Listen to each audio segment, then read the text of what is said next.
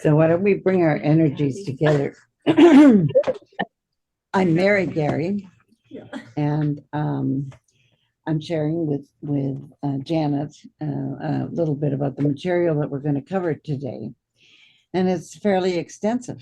We are talking about counseling experiences that might come up for you as a newly growing or ordained minister. And so we want to have you have a sense of how to evaluate what's going on with you first. And then we can talk about the kinds of things that we'll present and how you might have specific questions to ask to get more information about those things. But first of all, we really want you to begin to get in touch with how you're responding to what's going on, so that the response inside you, as opposed to spread across whoever's you're working with, it then becomes their job to figure out what's going on with you, as opposed to your job to figure out what's going on with them. Before we start that, we have the luxury of having with us this very evening my husband, Tom Gary, who has ordained over 50 people in his years in the ministry for UCM, and who wrote a paper that we decided we would share with you. It should be in your folders. You don't have to look for it now, but it's in there. And Tom, I think without further ado, why don't you just share that paper? Good evening, everyone. Good evening. I'm going to read this.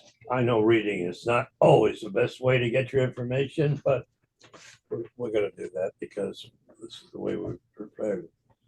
And it is from through the offices of the Center for Infinite Growth.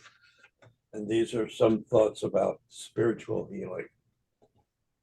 The healer channels energy to you from the God source, the universal source, or the higher mind. This is done with a prayerful attitude and by using the spiritual centers, including the mind and the heart. Hearing may be spiritual, mental, emotional, and physical, or a combination of those. The recipient has an attitude to be one of faith and cautious optimism. Jesus frequently taught that healings were affected by an individual's faith.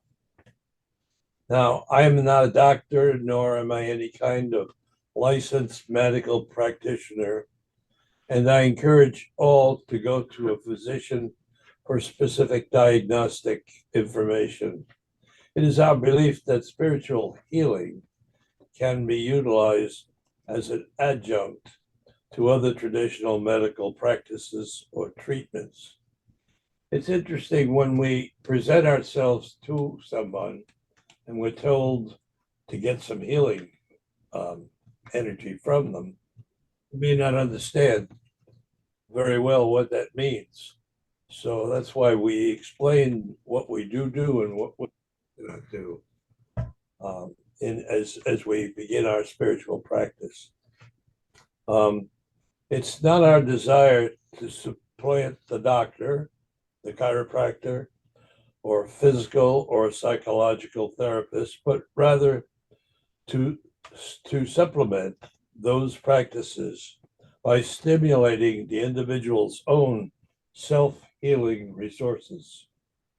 Healing may not be instantaneous, but rather a gradual, progressive process, during which time the recipient should do all that they can to be open, receptive, and actively seeking restoration of their own health.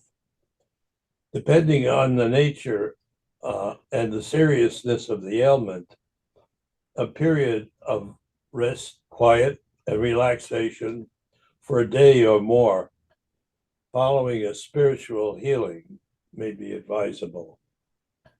This can allow the person to absorb the healing energies. Edgar Casey says healing is allowing the force to flow through, and its action is to stimulate and arouse each cell of the body in its proper activities. So it's like conducting an orchestra. It's getting in front of the orchestra, which is your own being and all the perceptions that you have, and bringing it to oneness as you open your energy to that spiritual direction. Anybody have any questions? Okay. That was Good beautiful sense. Thank said. you, Tom. Thank Yes, Thank you, Tom. Absolutely. My pleasure. And So that, that's in your packet, and for the people online, we will gather that information and send it to you electronically. Mhm. Mhm. And before we go any further, Janet has, I know this will come as a surprise, but Janet has a candle. And Not Janet. A candle. Wow. Thank you, Janet. Absolutely. And this, the symbolism of the candle is the light that we can be for and with each other. And as we do this work of providing pastoral counseling, spiritual healing, we also need to take care of ourselves as well. So it's the giving and receiving of the light. And it just felt like we needed a yellow candle today. Mhm. And, just in participating with all of this, just to remember that we can call upon that greater light, and we can also call upon each other's light, and know that you are truly a light for the world and for the universe. As you do this work, you are exactly what we need. You are exactly what we need in these incredibly powerful times of great change. This is what we need to be able to do for and with each other, is to provide that counseling support. So that's the symbol. And as we do this, as we look upon this light, may it be a reminder that we are that light and that we deserve to receive the light. thank you, Janet. Thank you. I think one of the things that we have to kind of accept inside ourselves is that once you wouldn't have come to a study of ministerial work if you weren't interested in helping people, if you weren't interested in helping yourself grow. That's as important as helping somebody else grow. One of the things we often forget as we move into a practice that supports other people is to take care of ourselves, because you can't just send energy one way. You can't just keep putting energy out without being able to restore yourself. And so that's one of the things that we'll talk about a little bit is how are you going to self-manage? And so what we try and do, both Tom and I do healing. Tom much more than I, but even so, I have begun to do more of it as I've matured a little, and so you need to kind of go within, take a moment or two before you engage with someone, and say, where am I? Am I dead tired and think, why on earth am I doing this today? Or do I need a shield up while I figure out what's going on? Or do I know this person and I'm pretty sure that I'm going to be able to connect with them? And so I'm the energy that we'll put out there to make that connection. You need to do a little self-assessment that says what's going on with yourself. I wouldn't suggest that you share it initially, not because it's a big secret, but because you don't want to move the focus from the person that you're helping to yourself. And if you say, well, I did this and I'm feeling that, and then what happens often is the person that you're talking with then tries to tune into that as opposed to tuning into themselves to tell you what's going on. Um, I think that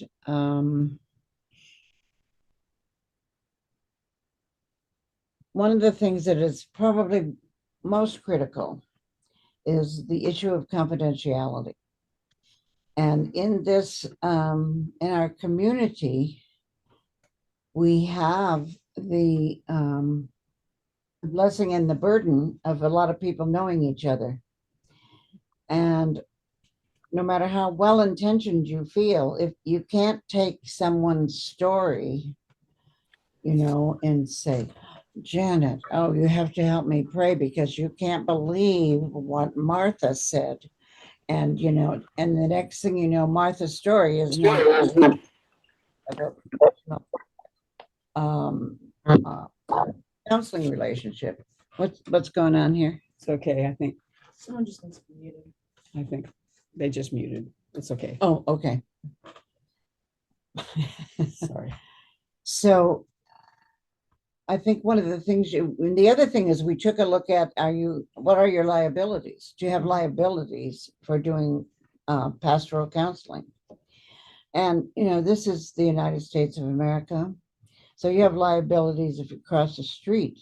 So yes, there are risks of liability. So what I did preparatory for this was to do some analysis that said what kind of actions are brought against ministerial counselors, and very few. But the only actions that I saw, two different occasions, two different people, where something was brought forward and allowed to continue, was when the person shared the story.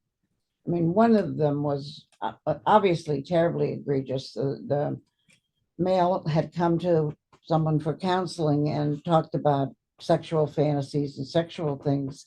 And the counselor told one other counselor, who then told one other counselor, who then, how that goes. And the wife found out about it and then left him because she didn't like what had happened. And so I say that not because anytime you do counseling, you run this terrible risk. I'm saying, understand that if you have received that information in counseling, you have to keep it to yourself.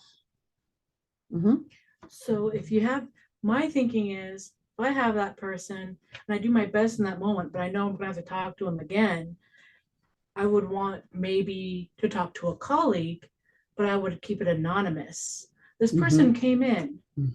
Right.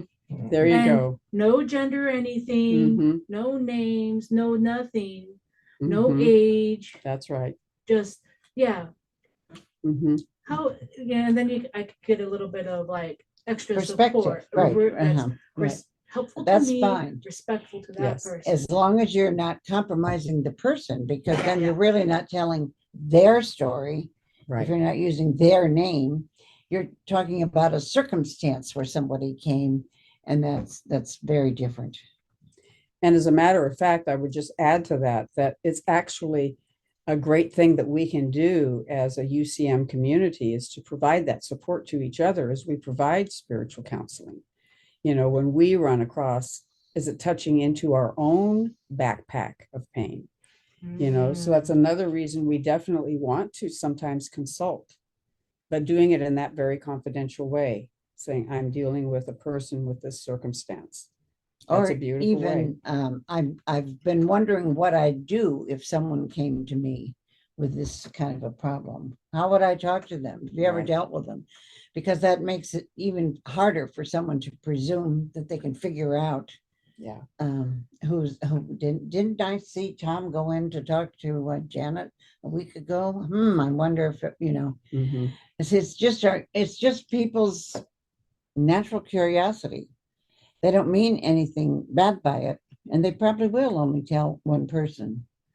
But once it begins to move, then you've lost control of it, and that's really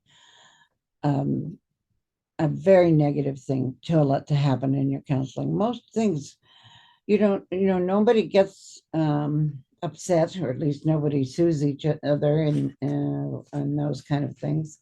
if the advice isn't the best advice that they could have ever gotten. Because what you're really doing is you're establishing a relationship with someone that allows them to take something that's very painful inside and at least begin to move it outside. To have somebody else stay in the room and not go, when someone tells you something that you think is,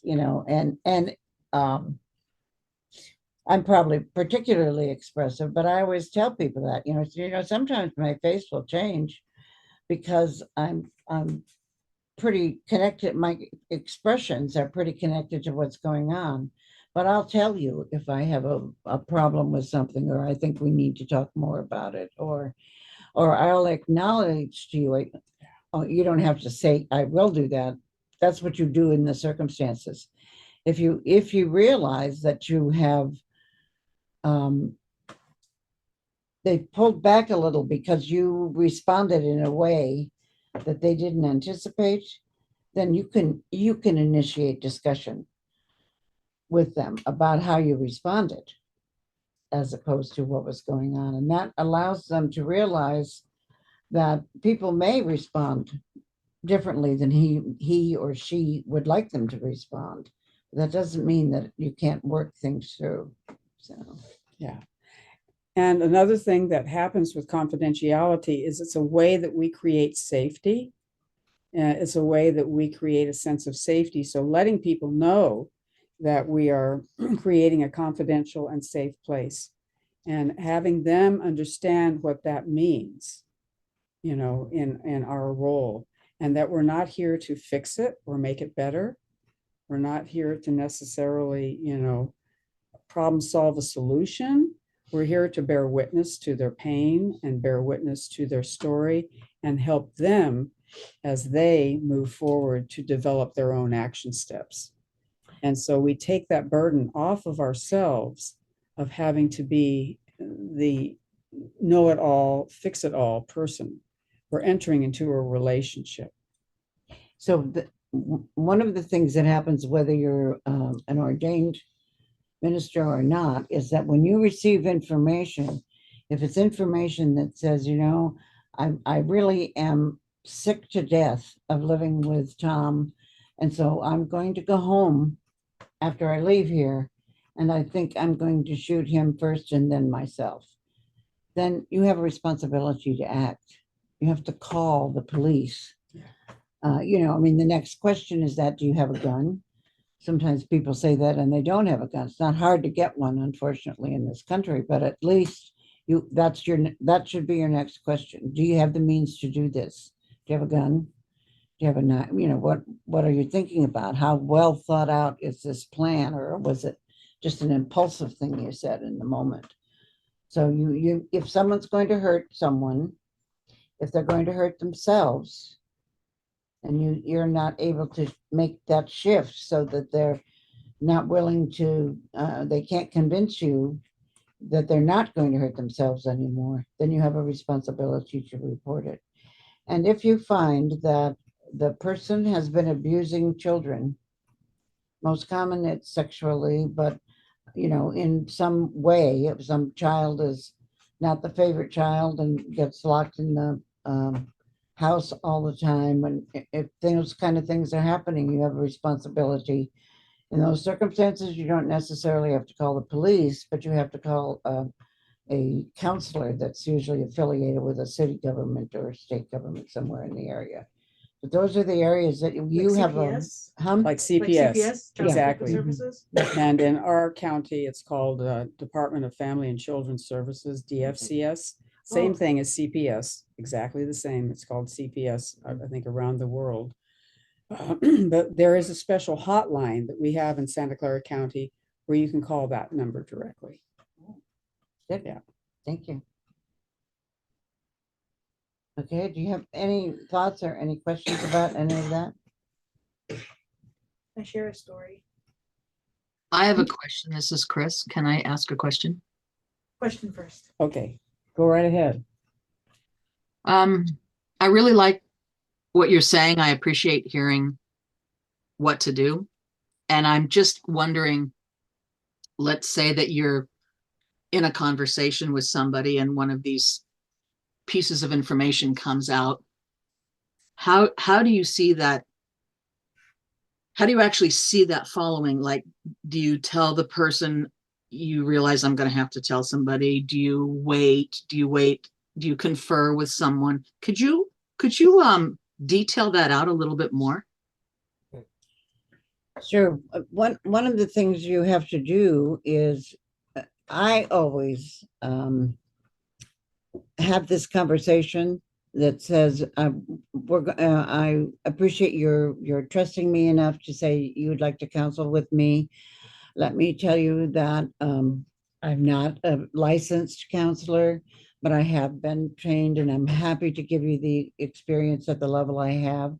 And I would just tell you that, and then I would tell them, if you tell me that you're going to hurt yourself seriously, or you're going to kill yourself, or you're going to do that to somebody else, or that it involves a child is at risk, then I have a legal responsibility to go forward. So if I've told them that in the beginning, and I try and, I have a little notes to Mary before I open up a session with someone, and that's, don't forget to tell them the boundaries that you have under the system.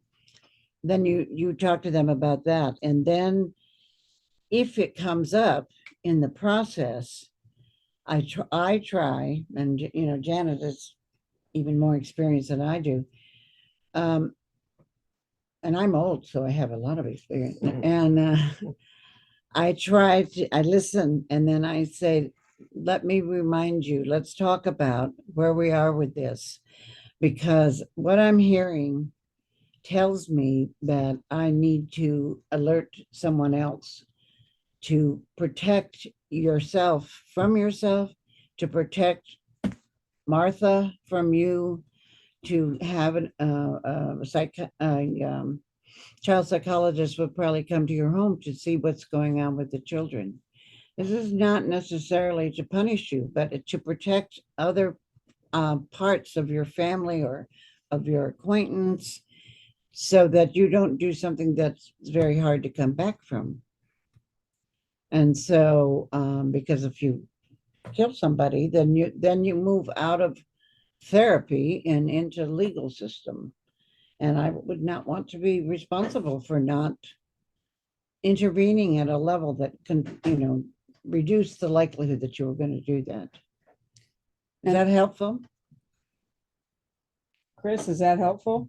Yeah, I wonder, because we've talked about anonymity as well, I do wonder whether you would confer with someone else just to say, am I overreacting? I'm not driving the question. I'm just curious. Yeah.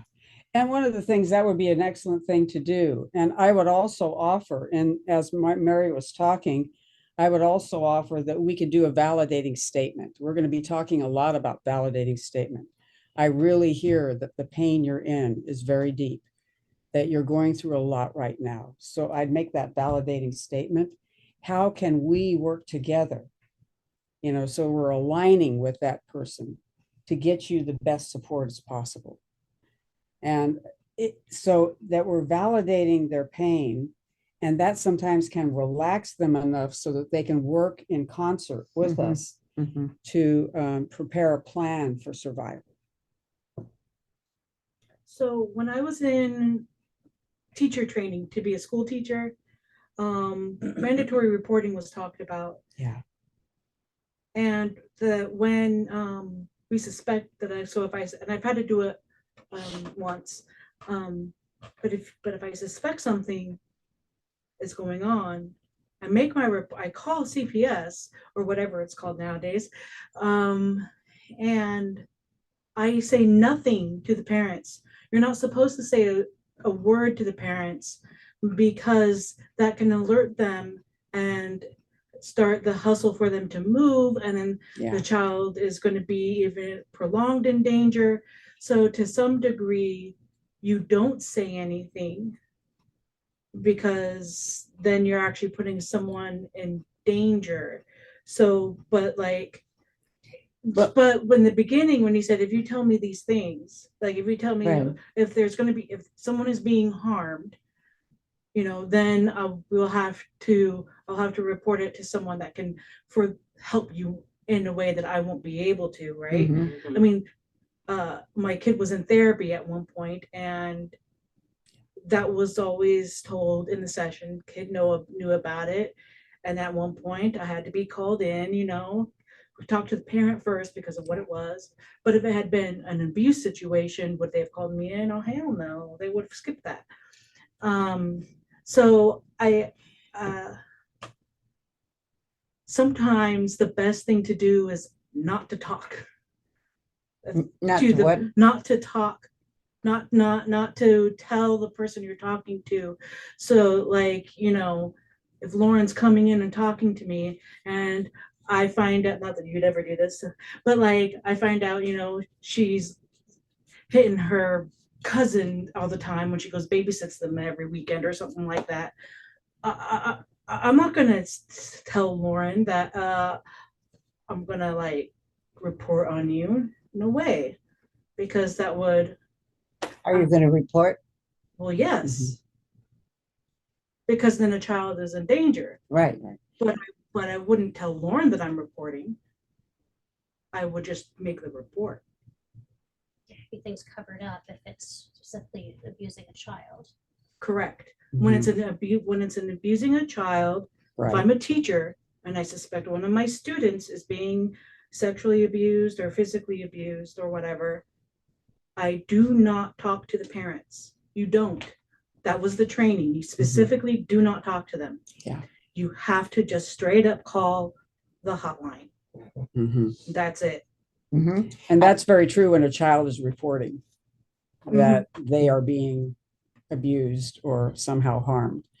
You do not communicate to the person that's harming them. If we are talking with an adult who is thinking about harming, and so I'm so glad we're having this conversation because it's a beautiful example of where two different approaches might be needed. Absolutely. You wouldn't go to the parent and say, look, your child said that they're getting abused at home. You go right to CPS. Absolutely. Right. And frankly, I think it would be unusual that when you're a teacher, you're exposed to that risk every day.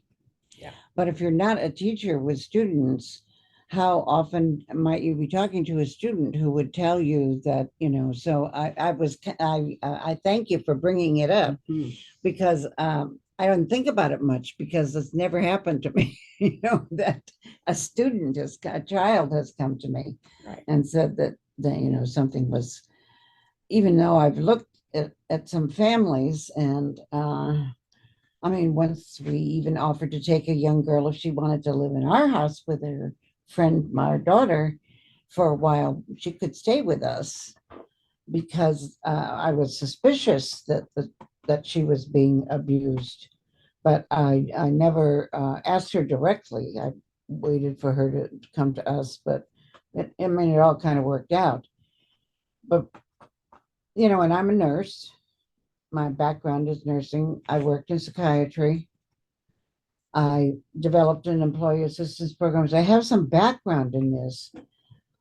But even with background, I am very careful about someone who is hurt.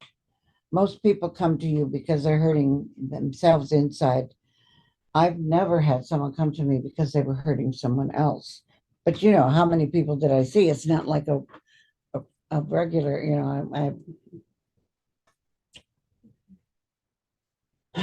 Yeah, but and that's the difference. So it's so good that we're having this conversation because the difference is, in different circumstances and in different roles, we would be doing different things. Mm-hmm. I had a different circumstance in one of my first jobs. A parent came in just red with rage and was yelling at the owner, yelling at me. She thought that I had called CPS for some reason. I had not. I did not see anything like that, but I see how it could have been misconstrued and someone not in the healthcare profession might have called. Right. So this person came in so mad. My boss asking me, well, did you actually? I'm like, no, and I would have consulted with you before doing anything. Right. So that's kind of where that confidentiality could be you know, because everyone is on that same medical team. It's not the Exactly. same as a Oh, single gotcha. Uh-huh. Yeah. provider. So, Exactly. Jeez. So are you saying that by virtue of us simply declaring we are a counselor, we become a mandatory reporter? Well, in theory, you're a mandatory reporter, but in reality, who's going to um, mandatory? Well, I guess they could say that you must have you didn't report, and therefore you failed to follow the whatever. And whatever is that? And Okay. who codifies that? So who codifies that is the state of California. And we're just speaking primarily for the state of Right. California because those are the rules that we know about, is that as a pastoral counselor, so spiritual, leaders, ministers, reverends, and, pastoral counselors are held under the same guidance as another counselor, right? As a counselor. It's a little bit different if you're a teacher or if you're a healthcare provider, right? It's a little bit more intense, it's more stringent, but it's the same thing. We are asked to be a part of that. That's where the term mandated reporting comes from, by the way, is because people were sharing things with ministers, with reverends, with spiritual counselors, and they were determined in the state of California that we needed to be able to have that power to report them to agencies, right? And also, usually what I've found in my experience, and I'm thinking, Mary, you'll maybe say the same thing, that when someone expresses that to me, they're basically asking, I'm wanting help, right? And so I want to get into the counseling role as soon as possible and to work together. And this is especially true for someone that is contemplating suicide or contemplating self-harm.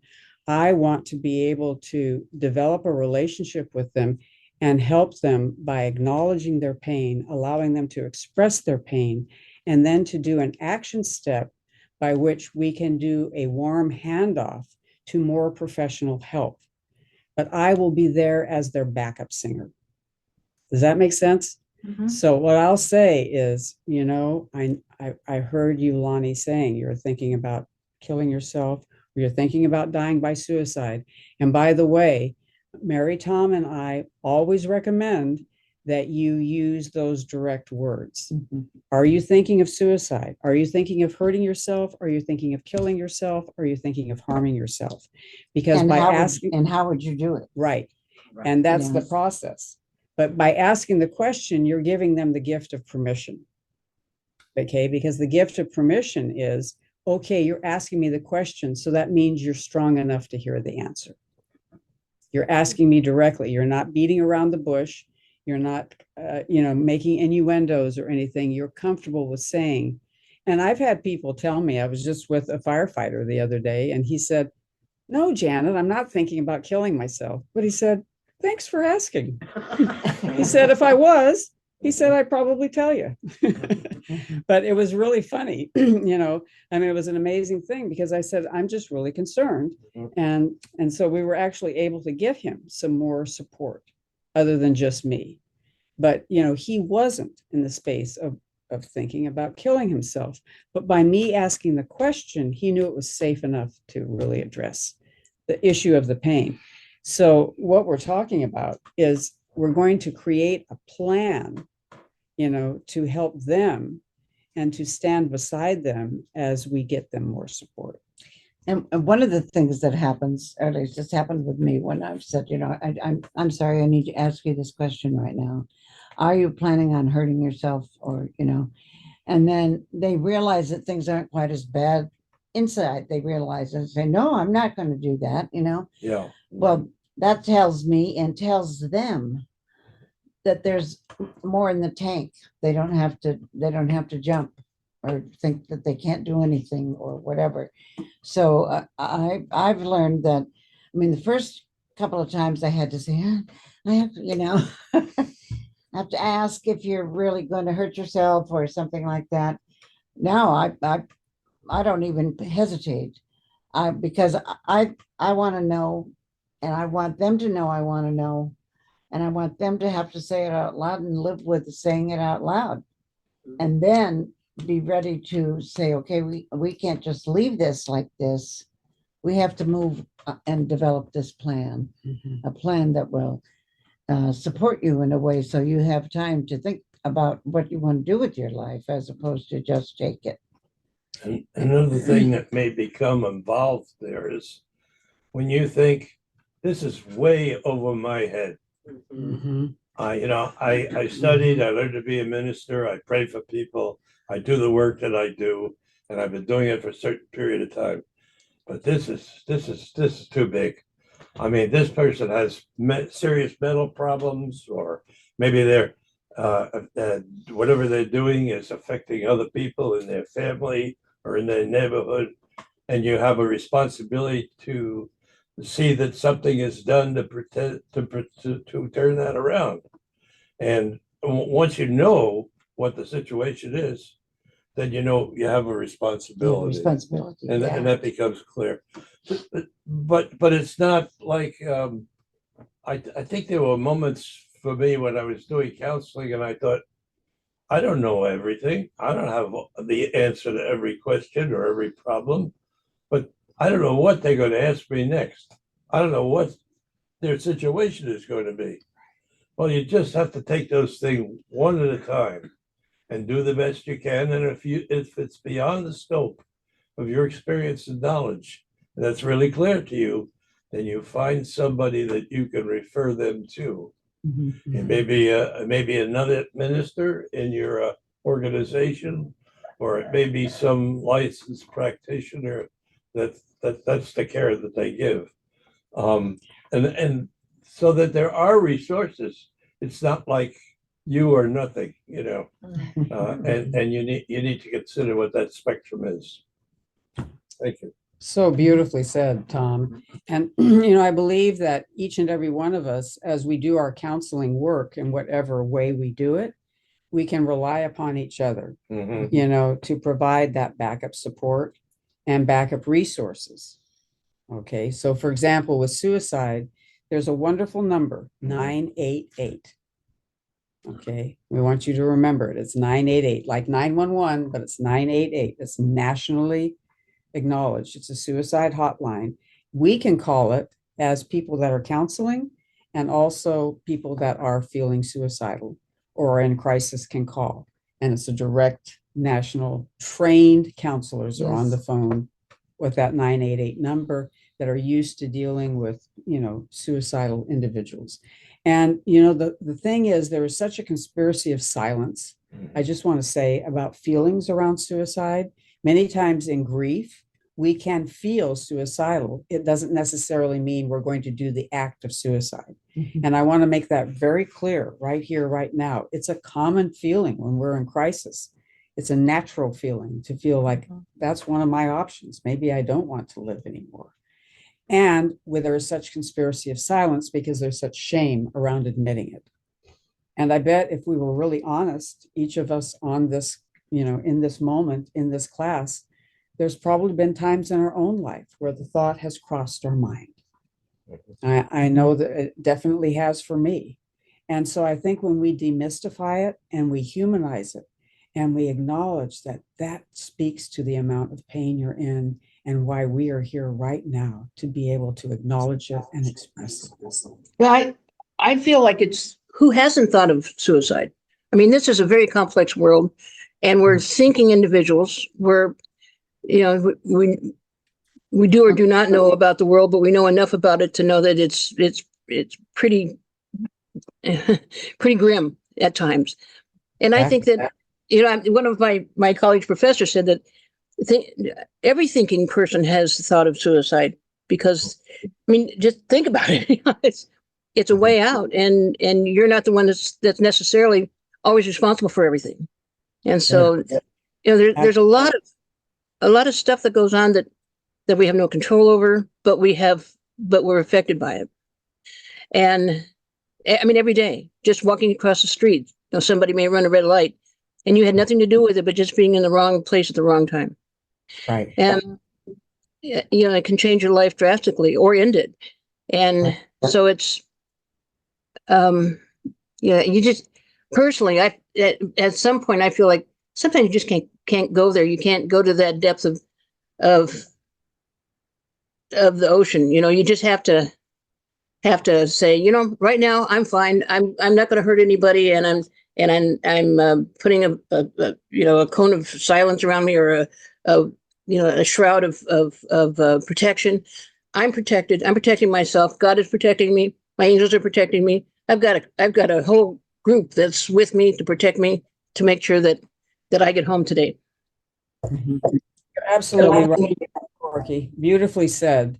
And what we want to acknowledge with that is that that's the gift that we can give, is the gift of permission, the gift to actually acknowledge it.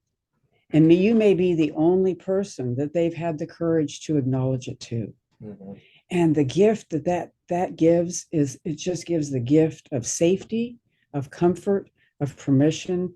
And I'm willing to go into that place with you. Right. And we're able to talk about it together. And together, we will build a plan for survival. But first, we have to be heard. And this is so important. So many times people work really quickly. Let's get this fixed now. Okay, we got to stop this right now. And what we're offering is that take the time, take a breath when this happens, and just say, okay, let's talk about it. We've created the safe place to talk about it. What's the hardest for you right now? What is brought you to this moment now? Let's really explore it, because you create a bond of support that will enable that person then to feel comfortable with the warm handoff. And you have in your packet, by the way, several suggested things that we've collected over the years of ways to approach and talk with a person. We've got like things to say. We've got a little list for you in your packet. Because sometimes, it sounds like I've had 50 of them, but I've had enough where I've said, and somebody says, I just can't keep going on. I'm out of here. I'm going to take pills or whatever. And I said, well, that's very concerning for me to hear that. Could you tell me a little bit more about the plan? Because there's a difference in how you respond. If they say, in my medicine chest at home, I have gathered up X number of pills and I can take them in, or they say, I don't know, there's got to be a way you can just take yourself out. And then I move to what Janet said, to say, well, you must be feeling so much pain to think that you just can't stay with that pain anymore. You have to get out. You have to do something different. And especially when they come to you, it's tricky, because our belief system, or at least Tom's and mine, and probably Janet's, and probably some of you, our belief system does not have a punishing God. So in some belief systems, if you went to the minister and said, I'm thinking about killing myself, he said, oh no, you'll burn in everlasting hell. God will not, And so they have a different way to push the person back from that decision, or that we don't have. Make them feel worse. Huh? They said, yeah, make them feel worse. Right. Exactly. Don't you do it. Don't you Yeah, do it. but it sometimes will change their behavior. I mean, it gives the person a little space, but sometimes they don't always use it the way you would hope. But if they were willing to open the door that way, but I just would share that thought, is that we don't use guilt to say stay here. Right. Stay here and work it out, and then you'll get a better next life or some other. Those ploys don't work as well. Beautifully said, Mary. And I just really want to underline this. It's our job to be the witness, to hear what their beliefs are, to hear what their struggles are, to hear what their experience is. It is not to cram our belief system down their throat, or, whatever that is, Uh-huh. or to in some way judge where they're at. This is what happens with many people. And I've worked, before I became a part of the Center for Living with Dying as a founding member, I worked at Suicide and Crisis Service, which is a telephone hotline in our area in Santa Clara County. And I would hear so many times that I've been thinking about this. It was a telephone line. And the person on the other end would say, I've been thinking about this for days or for even weeks, but I haven't had the courage to tell anybody. And when I finally admitted it, it was actually a relief. And it actually opened up in me a way that I could look at what else was going on, what else could possibly be there for me. And so there is a part of us that wants to die, but there's also this other part of us that is not dead yet. Yes. It just wants So- to be heard. Right? Just wants to be heard. And that sometimes that, in its very nature, that bearing witness that we do, that caring presence that we provide, allows a person to get a wider view of their life. And we're going to actually talk about some things we can do with people that are in those life-changing decisions. But the key thing is to show up with your honesty. So like Mary said, and I would offer this to each of us, it's okay to say what you're saying, is really concerning to me. I really hear the depth of it. I hear the power of it. And I want to explore it with you. Can we explore it together? You're opening it up rather than shutting it down, and without judgment. And I'll tell you, that is the biggest gift we can give to anybody. And followed by stay in the room. Mm-hmm. I mean, that sounds silly. Like, of course you'd stay in the room. Yeah. But there's sometimes you talk to somebody who say, well, I'd have to get up and go for a walk before I could talk to him again. I said, well, what do you think will be happening to him or her while you're going for a walk to get yourself together? Don't open this door if your response to it is to run like hell because it's so awful. You have to say, it can happen. Somebody can say something that it's a page out of your own book. It's something that you have never resolved your own stuff with. Those kind of things can happen. It just happens. And so then you have to say, I have to stop you here at this point. I need to get another counselor to help us. I need to share with you that this is very similar to an experience I haven't totally worked out for myself. And so I don't want us to be, I mean, I'm quite, you just have to be real with the person. Now, how likely is it to happen? It can happen. I had experiences as a child that I had to work on for years. And so when somebody brings that experience to me, I have to go inside quickly and say, are you still all right, Mary Beth? Can we work on this together with that person? Is it okay? And then if it's okay, I will. And if it's not okay, I say, Tom, no. But you get somebody to support that person so that the person doesn't say to themselves forevermore, no sense seeing a counselor, because the minute you say X, then they get all upset and and so that makes you feel worse for how you're interacting outside of yourself, but as well as planning on hurting yourself. And does that make sense? Yeah.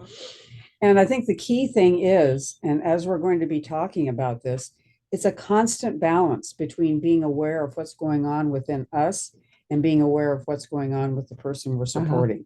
We have to pay attention to both at the same time, because if we can have 97% of our communication is nonverbal, without words. What I mean by that, it could be tone of voice, it could be our body posture, it could be the way we're looking at them.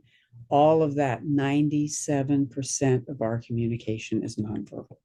And so what that means is if I'm nonverbally sending out energy, it doesn't matter what I'm saying.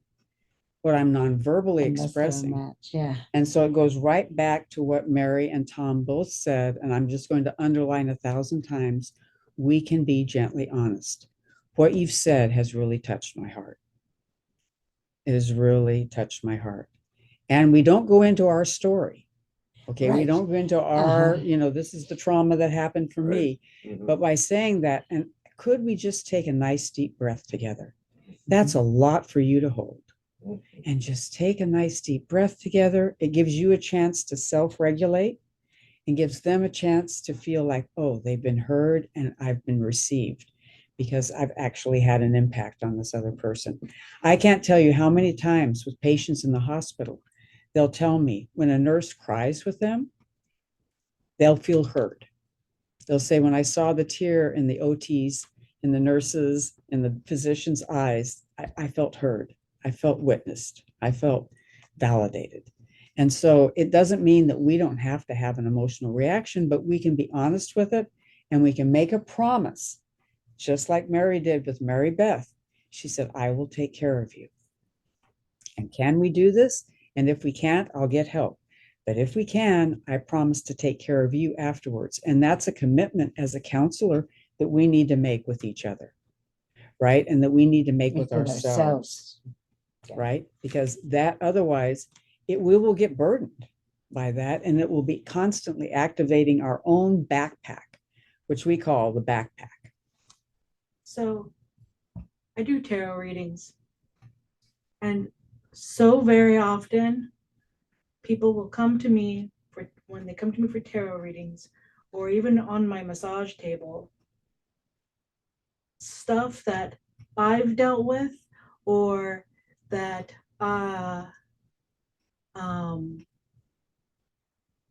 we're still dealing with, right? They'll bring it back up because that's what they're dealing with right now.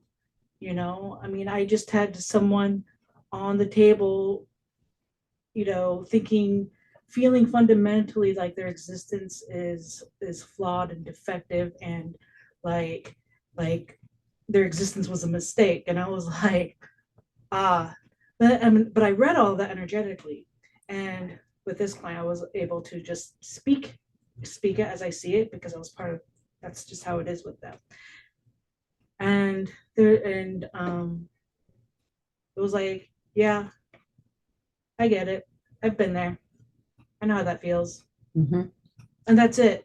I don't go into anything. I don't go into a story. But after all of that, I always just have to laugh, because that sort of stuff happens just about all the time with me. Like I'm thinking, Mary, it doesn't happen all the time with you. Like, what the heck? What am I doing? Like, it happens to me all the time. But I just have to laugh. Yeah. Because what else am I gonna do?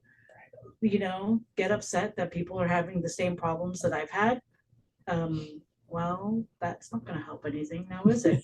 It just is. Mm-hmm. And the wonderful thing, Ruth Renata, what you're saying is so powerful. And I just want to offer this, that if we say, I know how you feel, that might be hard for them to hear. But if we can say, I can relate to your experience, then it gives us a chance to then ask, how is it for you? Does that make sense? Sometimes I know how you feel. It's a statement I try not to say, just because it kind of shuts off the conversation, because there's no more to be expressed. But if we can say, I can relate to your experience, can you tell me how it is for you? That leaves another opening, right? Sometimes we say to ourselves, we have things that are uncooked seeds. We're not through with something. We worked on it, especially if we're becoming a minister. There's a lot of things that opens up. When we worked on things and we put them away, it may be that there's still something left to work on. And if that's the case, then when it comes up, it's our responsibility to ourselves and to the persons that we work with in our teaching to share that, to make that understanding clear. That's an important thing to do. Absolutely.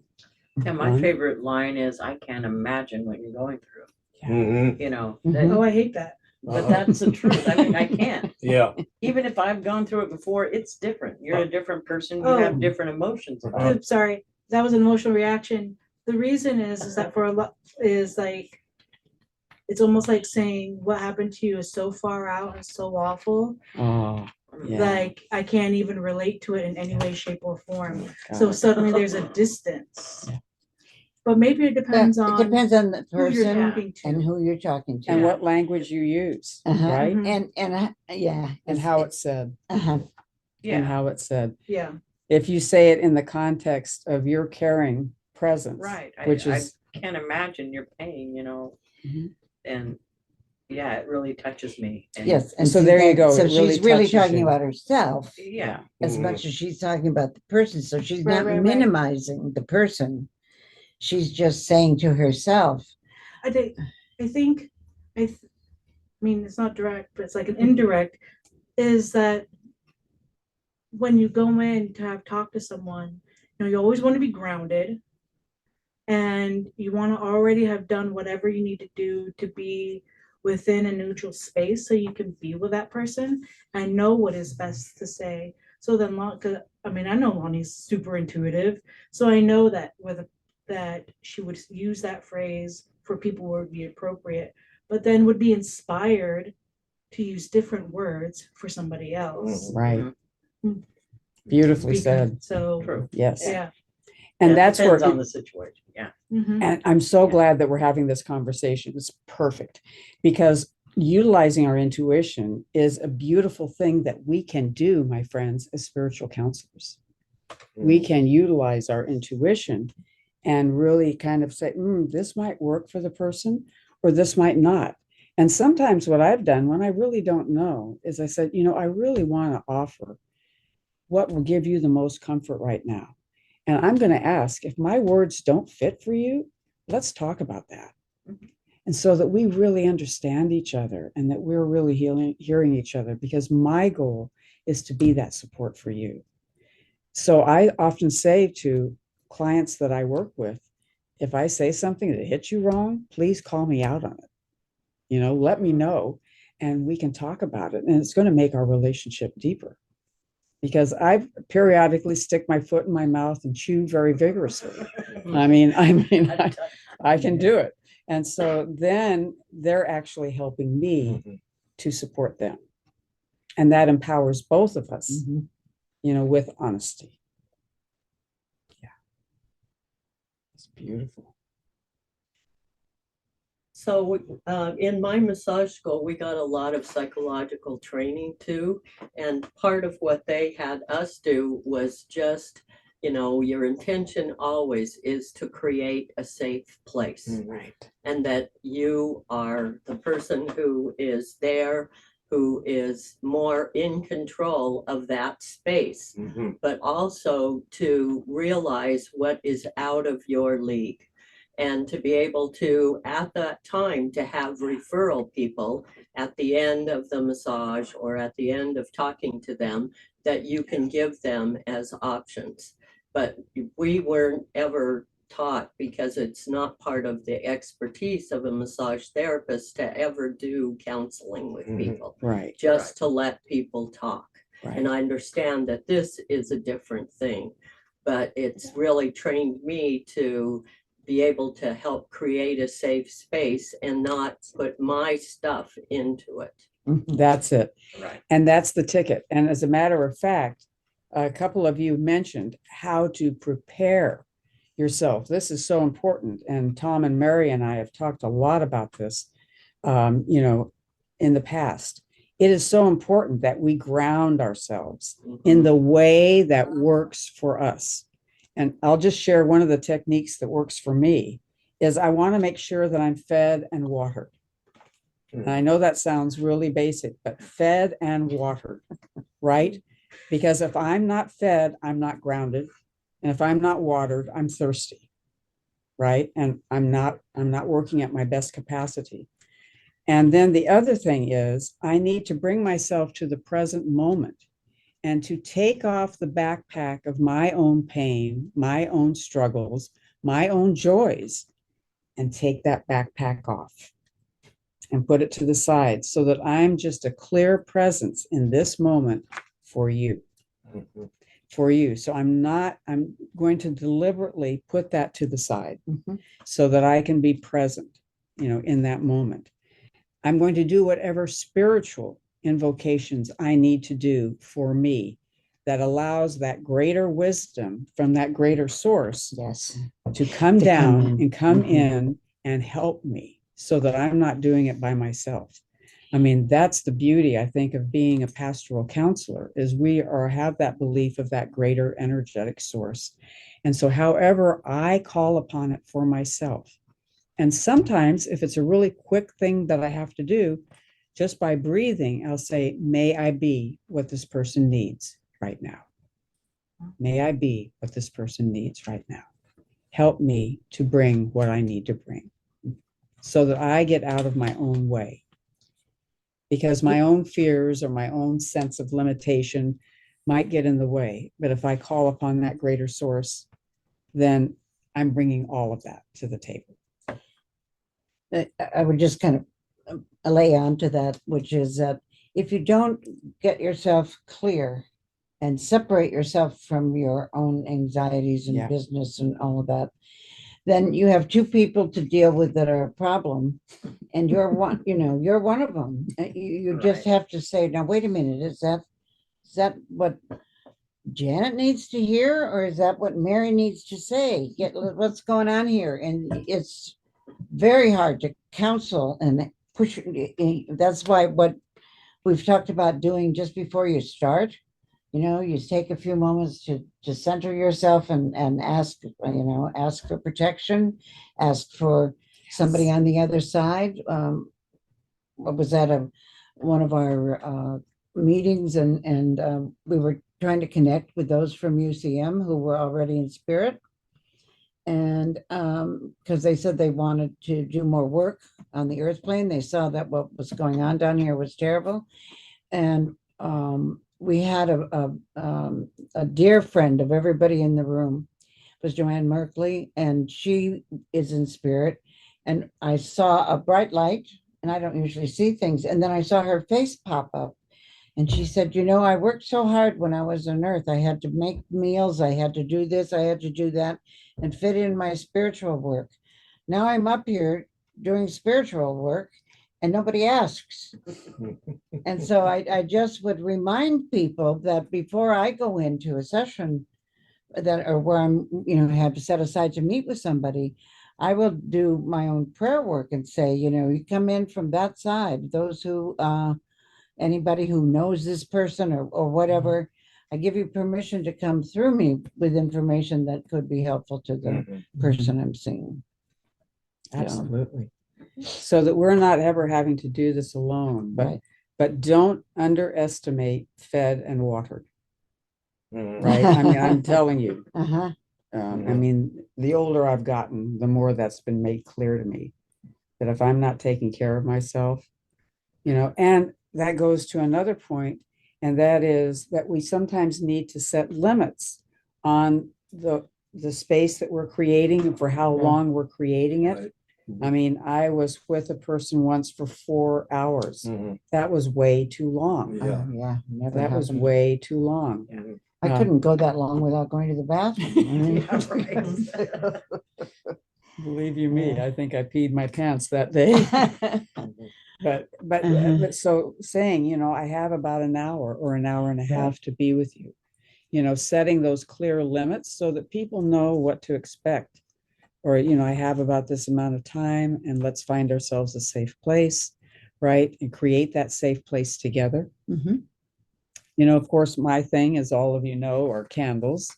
I mean, they're kind of my own spiritual thing. And sometimes I'll bring a candle to a person I'm working with, Mhm. if that's comfortable for them. But I want to let you know, there have been times where, I've not pulled out the candle right away. And one time a person said, I'm not really into candles. So, let it go. Don't try to push the candle, down their throat.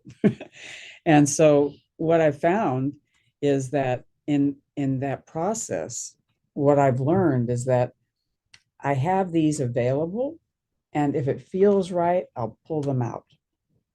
And I'll give an example. So I was working with this battalion chief at the fire department, and he said, Janet, if you give me one handout, or if you do one, give me a pamphlet on how to da da da da da.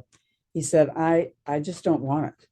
He said, I'm sick of reading. He said, people have given me books to read. His wife had died. And he said, they've given me books to read and they're wonderful, but I don't need any more information. He said, what I need is to just say how hard it is. I said, I'm your girl.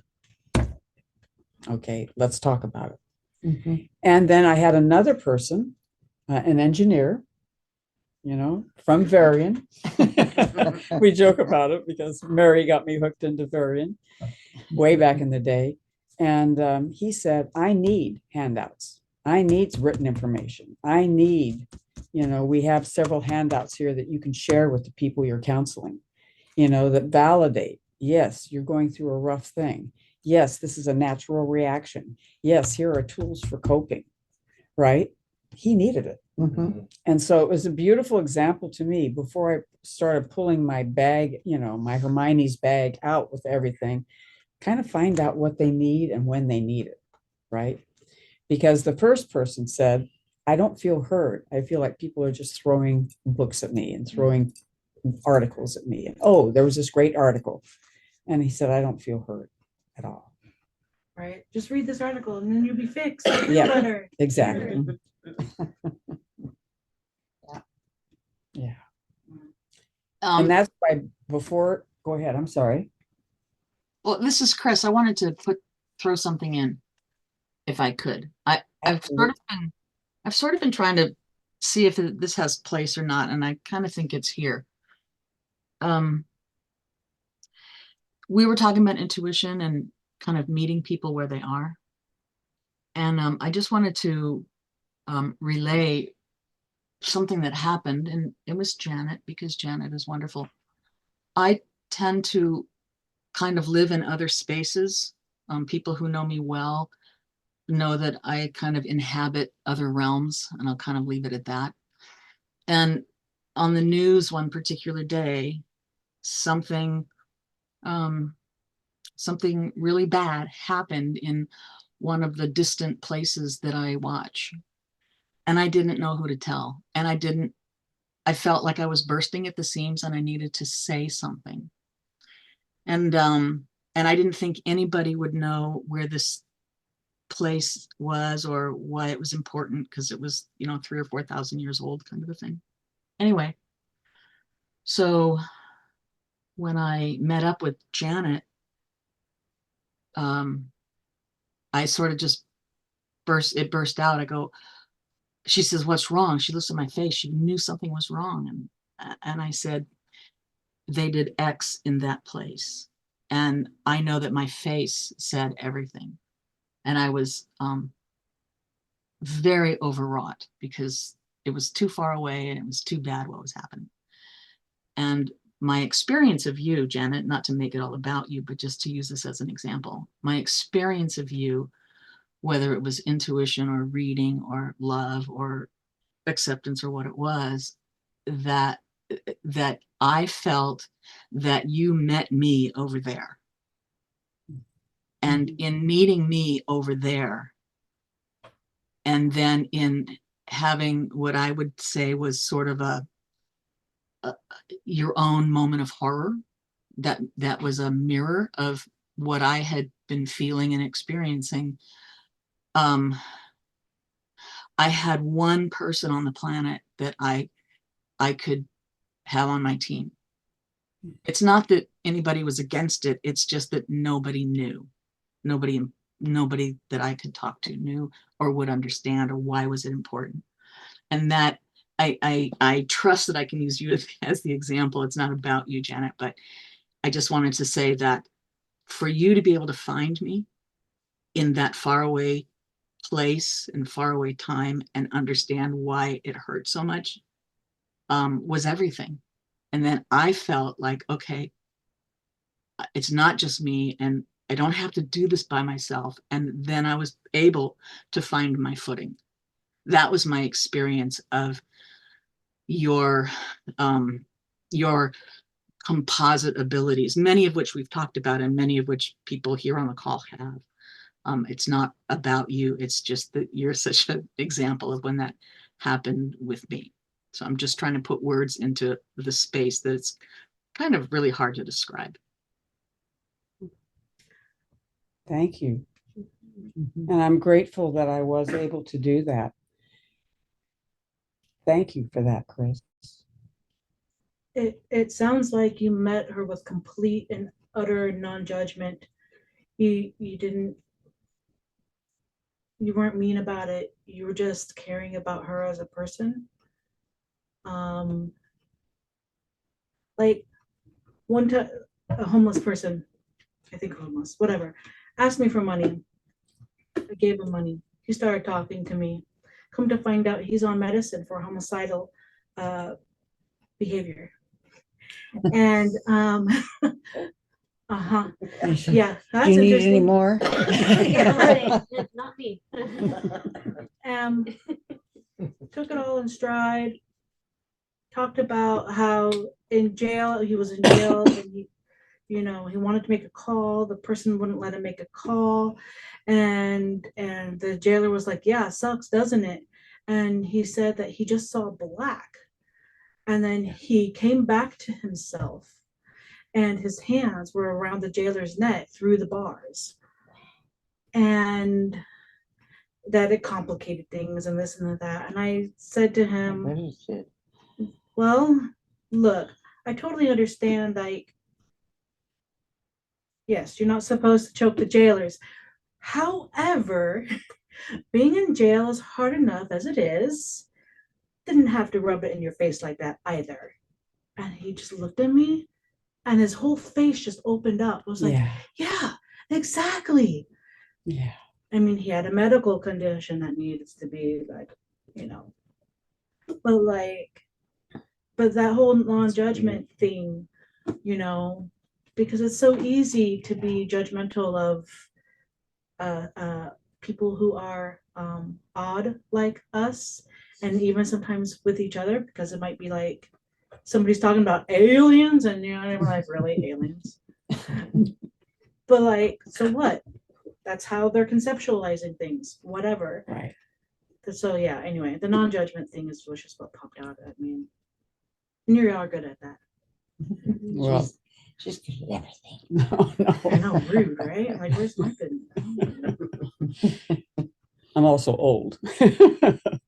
But one of the things that I really take from this is going back to taking care of ourselves and preparing ourselves. When Chris approached me, and I remember this incident now, I had to take a deep breath and really imagine my heart opening so that I could go and be where she was at. And that's what you did. After your initial fear, what you did, Ruth Renata, is you went right to that place of, okay, I'm going to look at the bigger picture here, and I'm going to comment. This jailer did something to you first that caused this behavior. Mm-hmm. And you validated that bigger picture for him because you let your own fear, you acknowledged it, but then you reached out and you said, here is a bigger view of it. You gave him new perspective. Mm-hmm, You gave them new perspective. without saying it was totally okay. Did that either? Exactly. Right. Exactly. You're not condoning the behavior. You're supporting the person. And that's important when we get into judgment, where it's not that we're condoning behavior, it's we're condoning being non-judgmental towards the person, right? So we're not equating the person with the behavior. And that's hard. It's hard to do. It's hard to do. It's hard to do. And you can't do it if you're tired, hungry, need a drink of water, or to go to the bathroom. That's why I just keep repeating that, so that you take care of yourself before, or take a break, or whatever you have to do, so that you can stay the supportive feedback observer, as opposed to, being tired and feeling more irritable and saying, you know, well, what did you expect? You're lucky they didn't break your hands. Dope. You know, I mean, you don't do No. that. But if you're thinking that, you know, if you're, I'm saying, Wow. so we, I'm out. yeah. How about? Exactly right. And so what happens is that once we get into the zone, we are both in the present moment. And Yeah. there's a great deal of energy that can happen in the present moment when we are both there together. I mean, Mhm. that's the ticket. We're not dragging our past behind us. We're not futurizing. We're not saying this is what's going to happen in the future. We are in that present moment, and that activates all kinds of spiritual and emotional energy Mhm. that we can use Yep. to support that person. I mean, we underestimate the amount of energy that's readily available. Yeah. Because we mostly are protecting our own energy. You know, when you're out in the world looking around trying to figure it out, you don't always use the energy that's available. And so that's another thing that I would say is that if you're in a situation where it suddenly is not at all what you thought, then you can call out and say, I want, I know, the divine forces to bring you that energy, bring you that protection. Absolutely. Oh, do Oh. you need a break? Do you need like a little 5-minute break to stretch that'd and be go good. use the Yeah. restroom? Would it be okay, my friends, if we took a little break? Yes. You were warned. Absolutely. Ignore for a Praise little be, bit. somebody said something. Welcome back. I'm hoping everyone is coming back. I see a couple of folks. There we go. Wonderful. Wonderful. Should we talk about, Oh, sure. what do you think? Absolutely. You're up. So we want to talk about, Mary and I have done a program for years called What to Say After I'm Sorry. And it's kind of basically, you know, a primer on how do you support someone and how do you comfort someone. And I just want to ask, what would cause you to want to support someone? What might be up for them?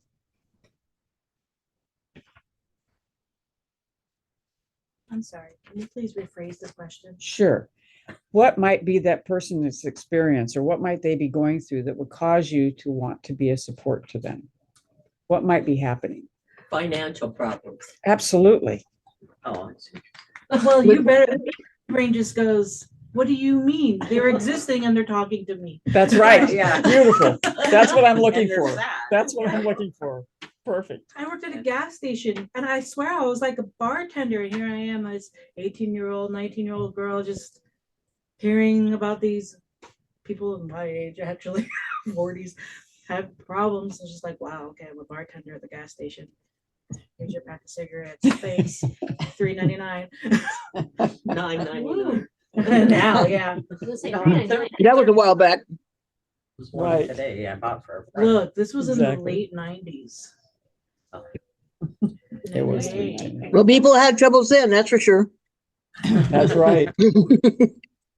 I mean, it's So- just maybe if you're like, you know, a preteen or a teen or a post-teen or in your middle 20s, or maybe you just turned 30, or you could be 75 or maybe 85. Maybe a little bit different each decade, but there's plenty to go around. Absolutely. And so we're going to acknowledge that anytime there's a loss or change in our life, right, might be a time where we might need support, even a positive change, right? Even a positive change. And for some people, they may be ashamed of the change that they're going through. And let me give you an example, like a person or a woman going through menopause. That's a touchy subject, right? But that's a subject that maybe they might need support behind. And so our philosophy is everyone can comfort everyone. right? And we can acknowledge the loss and the change, whatever it is, and give permission for people to talk about it, to talk about the details of it, right? So we're creating a safe place, and we're giving them permission to talk about it, and we're validating, right? We're validating. And what does that mean when we validate? We have a triangle of support, as we often call it. You ask, you listen, and then you validate.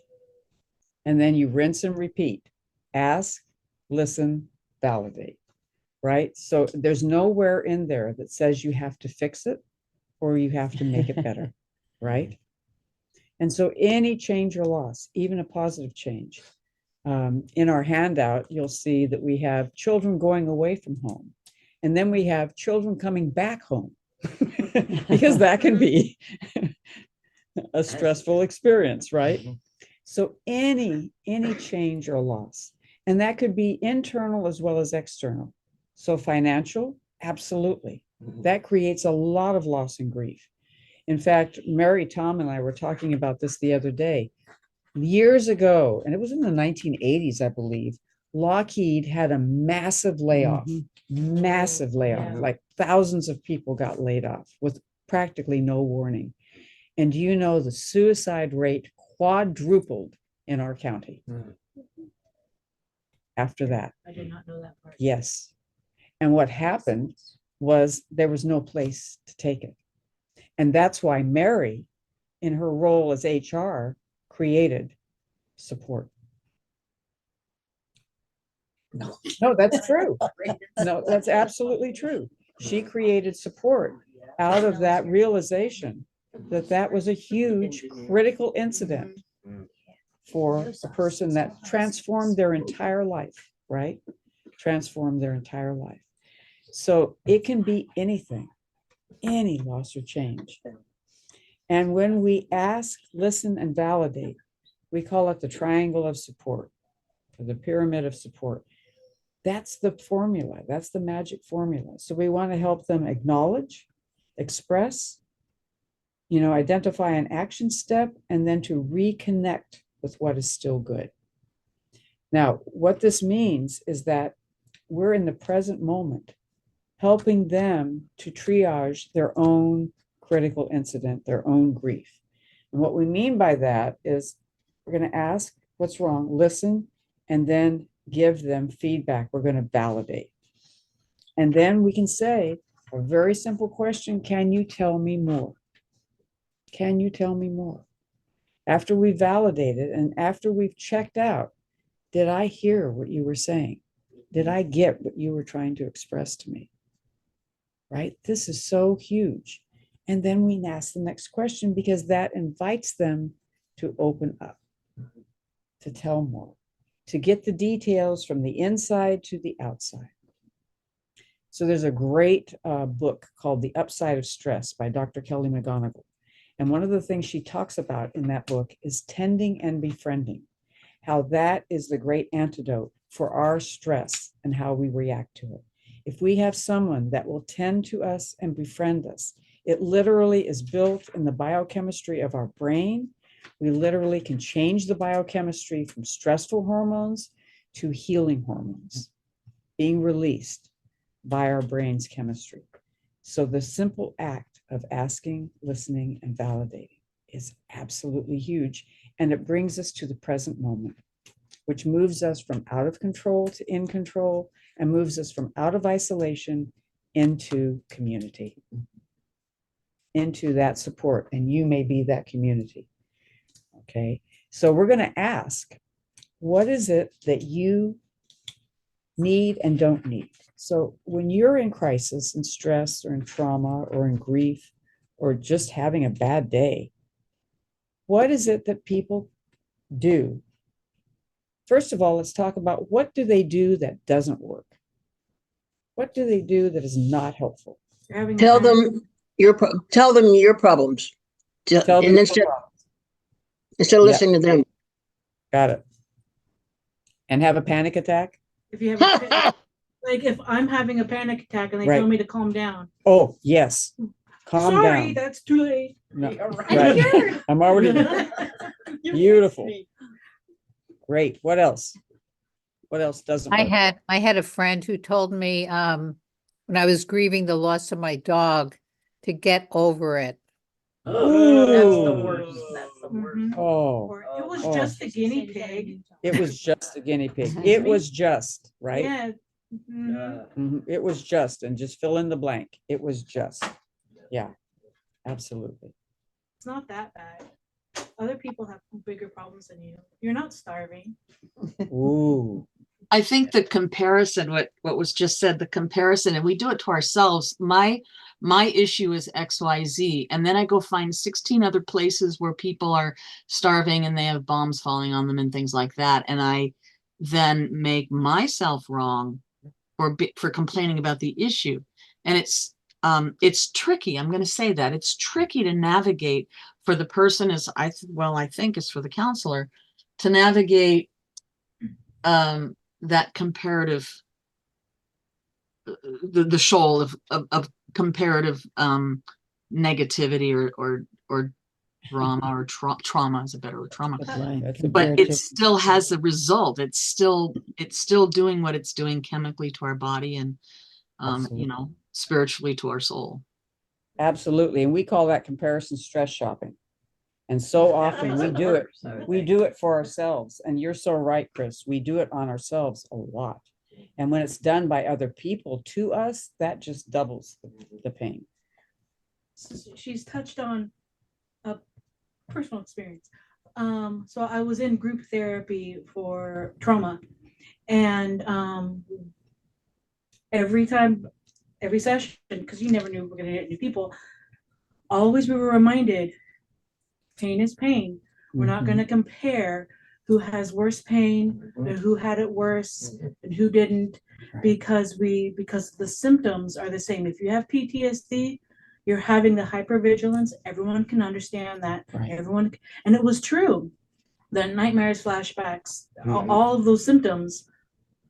It didn't matter if you had just been in a major car accident 6 months ago, or childhood abuse, or in a war, or someone coming, from a domestic violence, or, a refugee. And literally these were all people that were in, these different examples. Someone starts talking about a particular symptom. Everyone was nodding their head like, oh yeah. Yeah.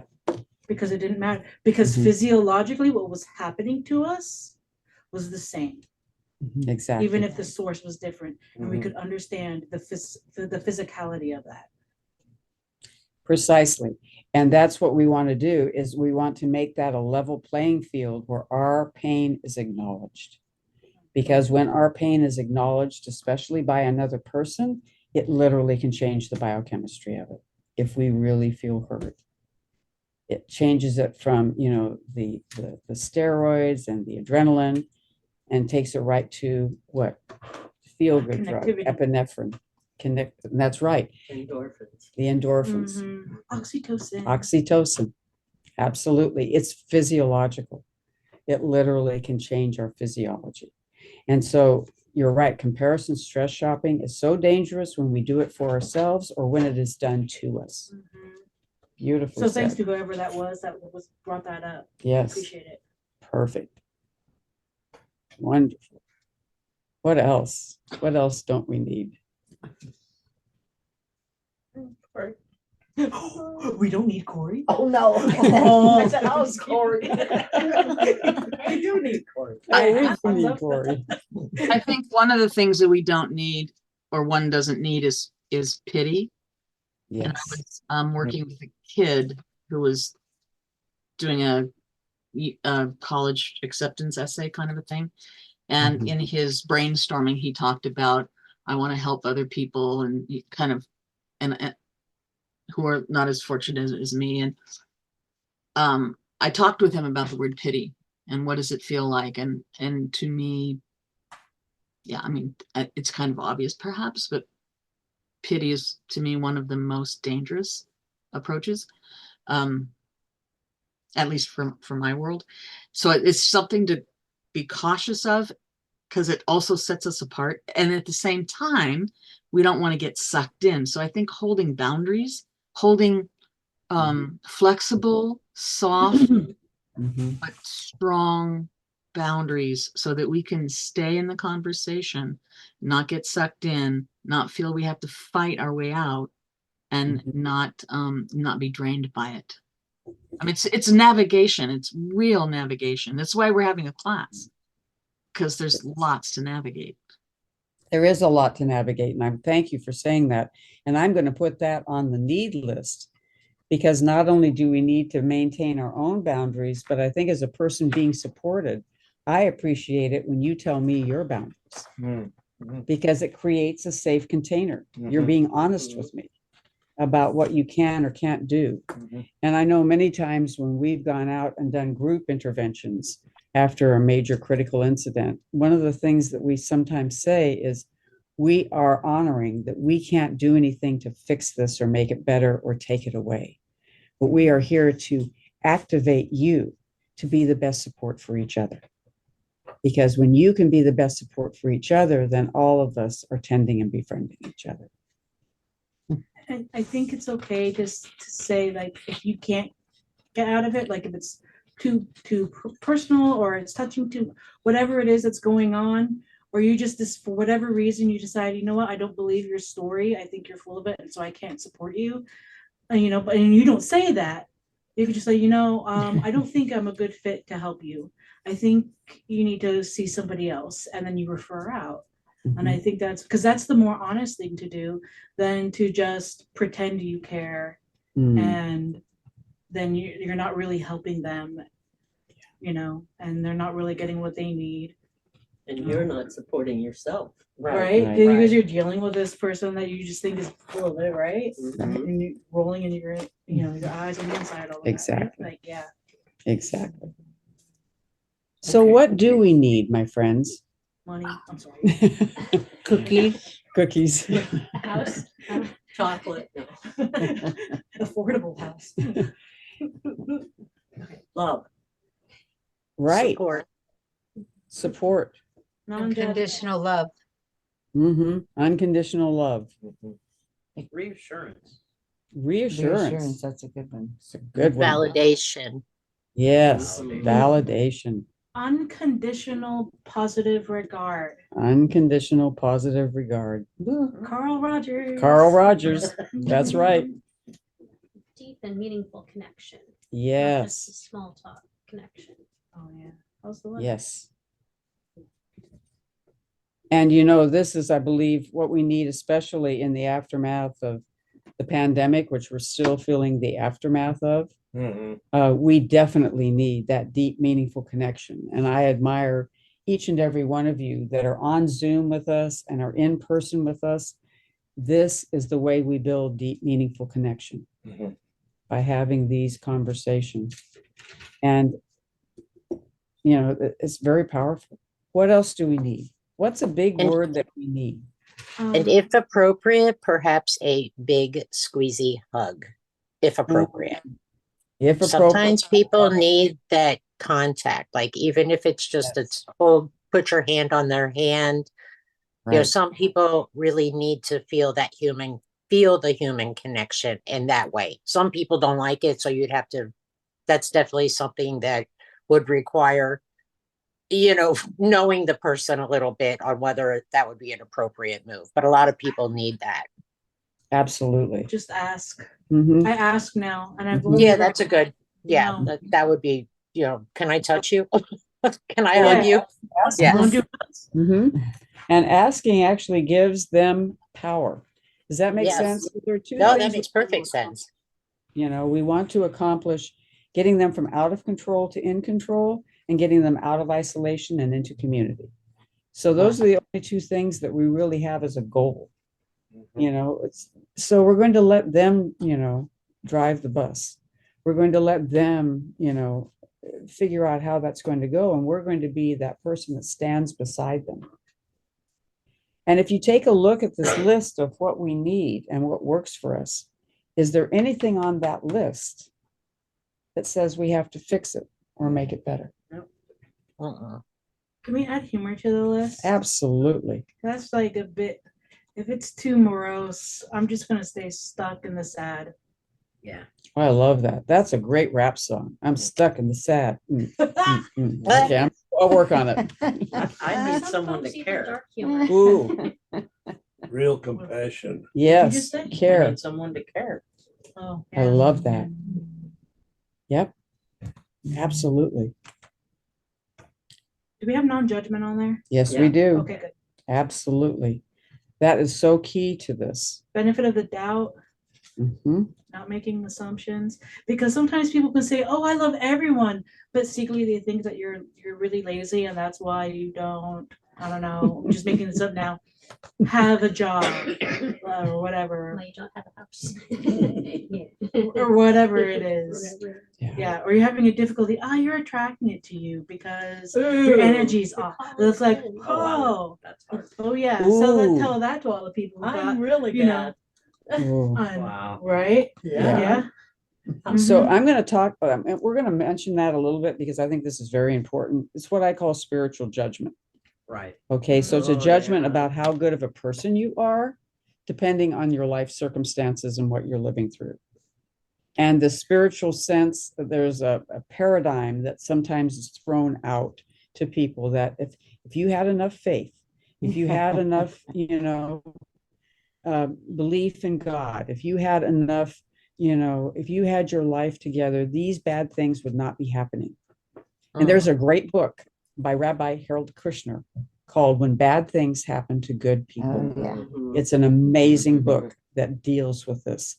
And it talks about, it's beyond, the mystery is beyond our knowing. But to be spiritually judged is probably the most damage we could do as spiritual counselors.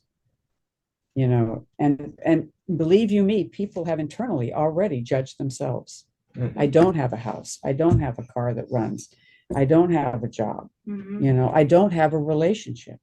It's like you can be you can do everything perfectly, but somebody else could have a problem and they don't like it. Like you having yourself all together can be upsetting to them because of whatever unhealed thing they got going on. Right. And suddenly they're saying bad things about you or whatever.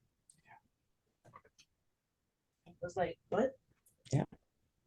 Or like I think about that book called The Wounded Healer, Yes. you know, It's a beautiful book. or sometimes we don't even realize we have this wounding, but Yes. that when you're working with somebody else, that might bring that wounded place up in you. Right. So that's why it's very important to be in that neutral space so that That's you're right. not taking the hook. That's right. Right. This is so important. And that's why we need to take care of ourselves before, during, and after when we're supporting those three areas, because we can get blindsided by a wound that gets hit. We're not expecting it. I can remember one time many years ago, I had gotten a client whose aunt had been murdered. And I thought, okay, I've had the experience of my aunt being murdered. So I thought, oh, I don't even know, if I can take this situation, but there was no one else that could work with her at the time. And when I came in to meet her, I said, your story is very powerful. And, I've had a similar experience and I'm not sure. We may need to, after our time together, I may need to refer you to somebody else, for more ongoing support, grief support, because I've had a similar experience. And so she goes, so I said, let's talk about what your experience has been. And it was just the opposite of mine. Now, what was interesting was her experience of her aunt was completely different than my experience of her aunt. But her aunt's name was Aunt Betty. My aunt's name was Aunt Betty. Wow. So the universe brought us together for some reason, but by me acknowledging that I may need to, create another, a situation where she can get more support, actually turned into a real learning for me. Her experience of her aunt was completely different than my experience. And we were actually able to work together. It was the same. Sometimes that's how it works, right? The same, only different. Yeah. Mhm. And Hey, so, Janet? Oh, Yes. excuse me, because some of the Zoomers have raised their hands, and I know you Oh, guys aren't monitoring the screen, but Lisa had her hand raised, and Christine had a question, and Joyce C. had a comment. all right, please. Thank you. Go, guys. Go, guys. Would love to Lisa? hear it. So I'll start. So my thing is like with sometimes you might get people, because I believe this is how the universe, God, whatever, the divine works. You'll be sent these people that have a similar situation. And that is kind of like, I look at it like I've had people bring things up inside of me, and it's my way. Like, I know that's them showing me either I've worked this through, right? Like where I'm at, it's kind of like a calibration for where I'm at in that situation. So like if a person comes and they're telling me their story and it's similar to something I've been through and it really starts to bother me, I know that's the divine letting me know you need to work on this. You need healing in this yourself. So I take that on as that. And then, I would continue to try to, communicate with the person I'm with. But that's how I view those types of situations. It's like, and then sometimes they'll come with a very similar story and I can help them through that without the emotion being attached to it. I can go, you know what I mean? Like, it's like you're telling your story without feeling it versus telling your story and having that emotional, like, oh, in your gut where you just want to cry. Beautiful. Thank you so much. Beautifully said. Joyce, Thank Joyce C. Reverend Oh, Joyce. yes. All right. Hello, everyone. Hello. Joyce. Oh, it's been very interesting. And it took me back some years when I would go to see someone. It didn't matter for what, whether I was talking about counseling or classes or anything. There was always an assumption that because of my race, everybody knew what was. And that was, I would notice that right away because it was always the same assumptions. And it was a very biased and discriminatory. So one of the things that we all have to be aware of is that we don't make decisions based on what someone looks like or their color or their preferences, Yes. any of those things that we need to hear and get to know them for what they're going through and why they are there.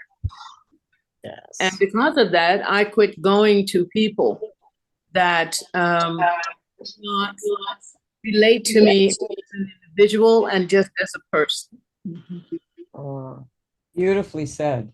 And also, I believe, I'm just going to add on to that, Joyce C., that what I also need to remember is that I want to hear their unique story. And so I want to open my heart up to hear their story, their individual story, and what Yes. it is in their experience in this moment in time, right? And not make assumptions about what they went through in the past or what they might be dealing with in the future, but what's going on right now, and let me be present for that. That makes sense. A lot has happened.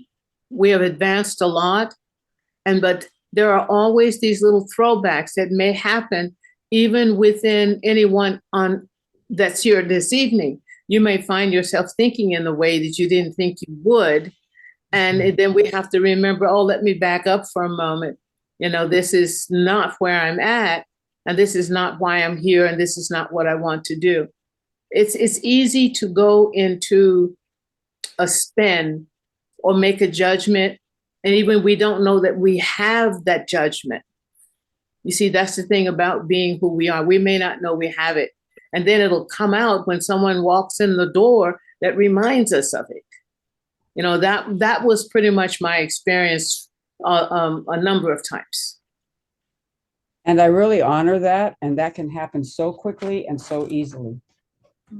We make assumptions, and I love what assumptions you said. Assume. I love that because it's making an ass out of you and me when I assume.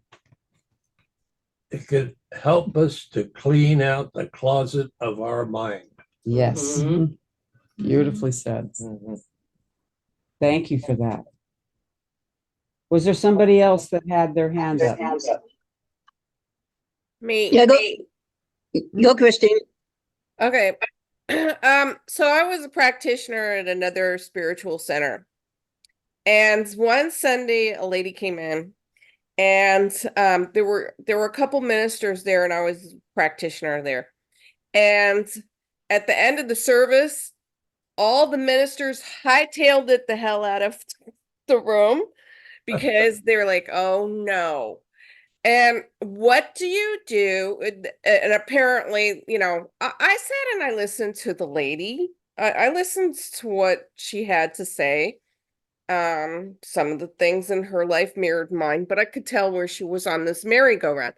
What do you do with people who continually repeat the same story over and over again? And maybe some of them are just chronic complainers and they never get off the merry-go-round. So I'm going to offer a couple of ideas that we've come up with. That's a beautiful question. And one of them is that when we have someone telling the same story over and over again, and we want to be supportive, what we can ask is, you've told me a lot, and I've heard some of the things before, that you're talking about now. And I'm wondering right now, in this moment in time, what's the hardest? What's got the most power? What's got the most intensity for you right now? Let's bring it to the present moment.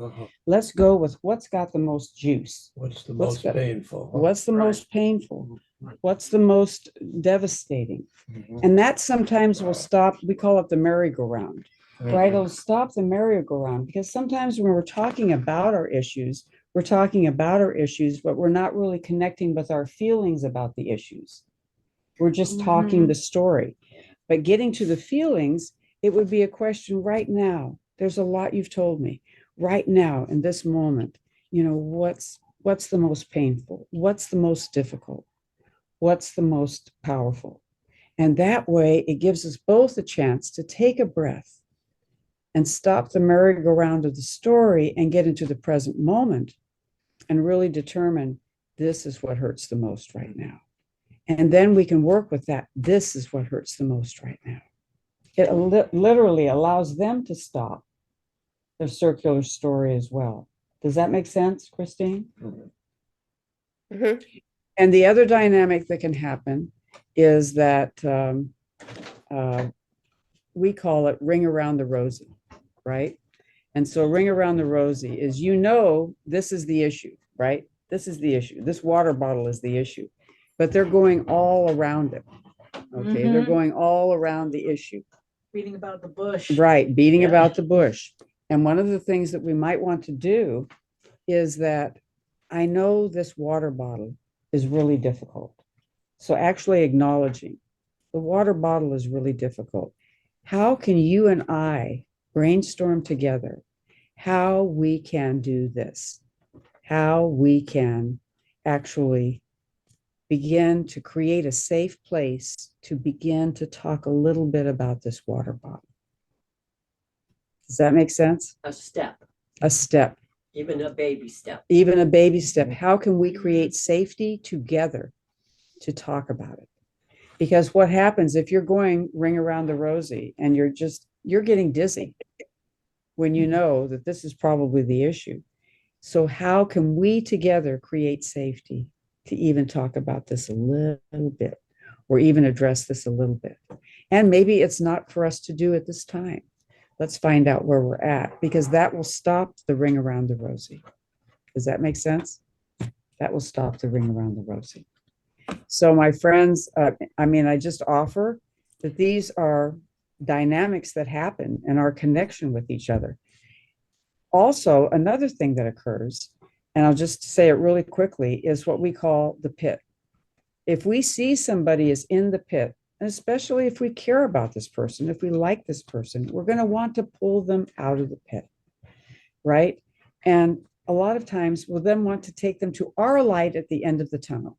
If you just do this, you're going to feel so much better, right? But what happens when we do that is we're not honoring where they are right now, which is in the pit. And so instead, let go of problem solving for a minute, let go of trying to fix it. And maybe what we can say is, you know, I'm aware that you're in the pit. Could I stand beside you in the pit for a moment?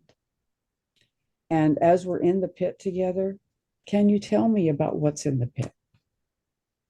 And then we're taking it at their pace and at their time, and we're not yanking them out of the pit.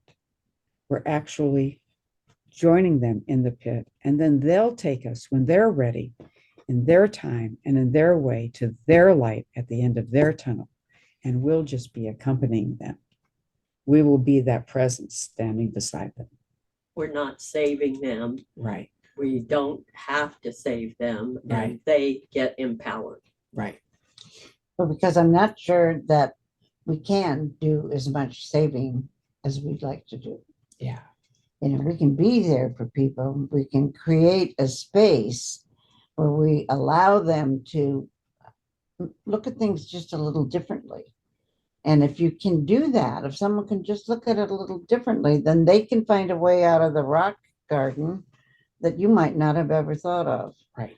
And so, you know, that is one of my goals, is to simply create a circumstance where that person thinks, oh, well, maybe I'll do X, you know. So Yeah. And what's so powerful? Yes. I was just thinking, they have to be able, you have to show up, right? Absolutely. Like, if you're gonna 100%. save Yeah. someone from drowning, Mhm. but if they're fighting you so hard that you're gonna end up drowning too, you can't save them.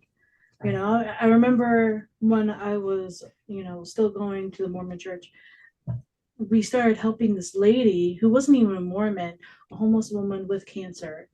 And you know, the bishop was involved, the Relief Society president. We're all just doing our best for this lady.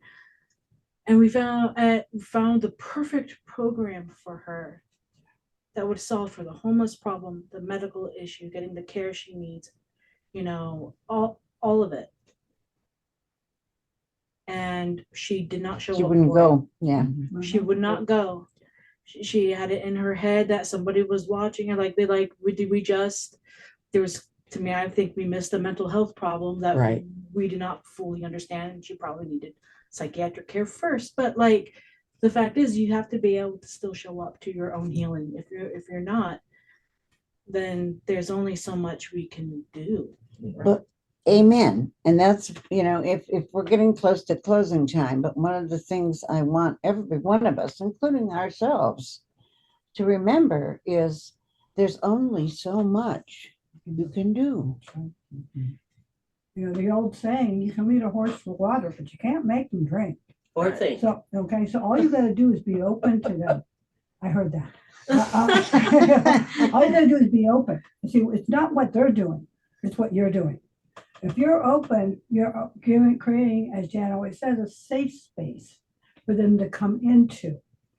Okay, when you reach out and try to grab them, it's not gonna work, because they have to step into it. You know, it's just like in AA, recovery. You have to, nobody can drag you there. You have to be willing. But we're not willing unless somebody opens a space and makes it safe. Okay, and makes it comfortable. Sorry. We're good.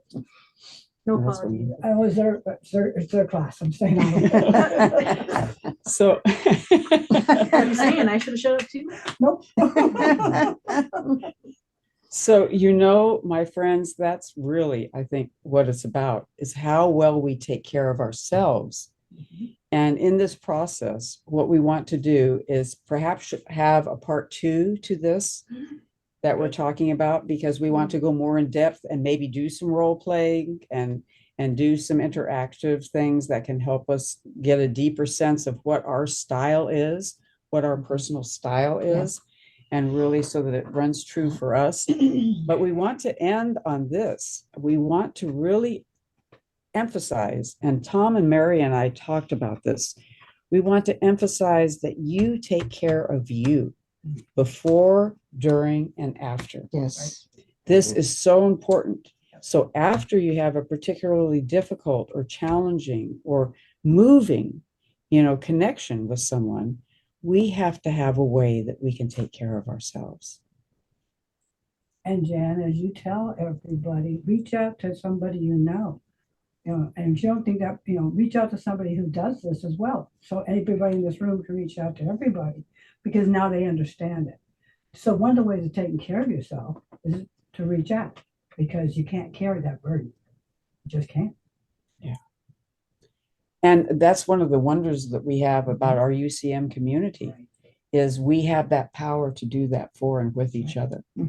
But do it anonymously, so we keep confidentiality. Absolutely, yes. Good job, you get a gold star. Where's my gold star? I forgot. I better look and see if Sheila has any. Oh, gold stars on her I'll wear forehead. it. Oh, forehead, that's good. Yeah. Red third eye, Yeah.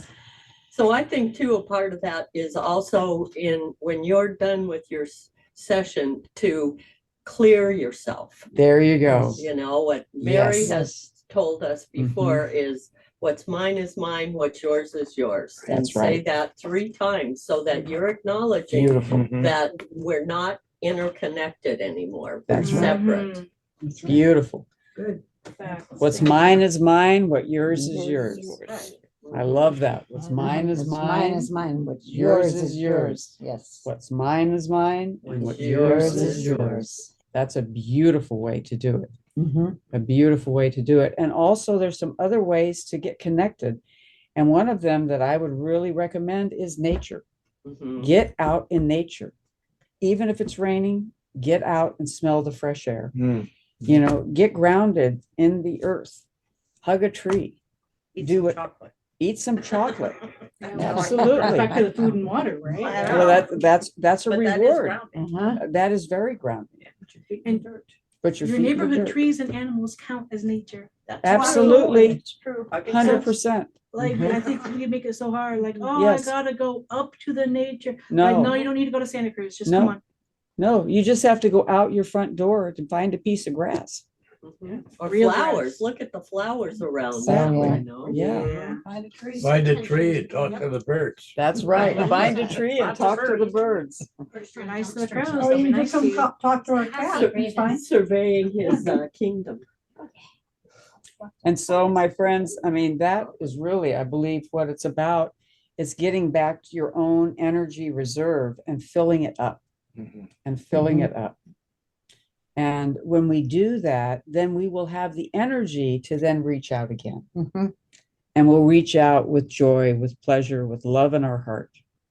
Because if we notice all of the things that we need, boundaries, cookies and chocolate, love, support, non-judgment, reassurance, validation, unconditional positive regard, deep, meaningful connection, a hug, and we have to ask for that sometimes, or ask if we can do it, humor, care and compassion, given the benefit of the doubt, and no spiritual judgment. This is all that we need. And there's nothing on this list that says we have to fix it or make it better. There's not one thing on that list that says we have to fix it. So people don't need us to fix them. They need us to be present for them as they work their own journey of healing. I have an announcement.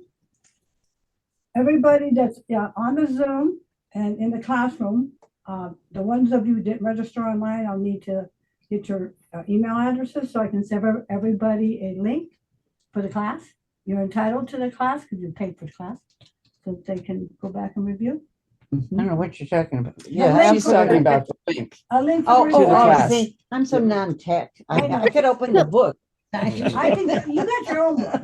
So anybody that, so I'll send everybody a link, all right, so that you guys can review, because I know it's a lot to take in one class, so, okay. Oh, now I got it. Yeah.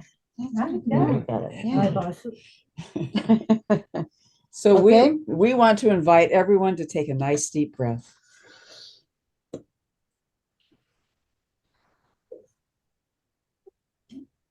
And just to realize what a gift you are. What a gift you are to the world. Your caring heart, your open presence, just your beingness on the earth brings healing, brings comfort, and brings love.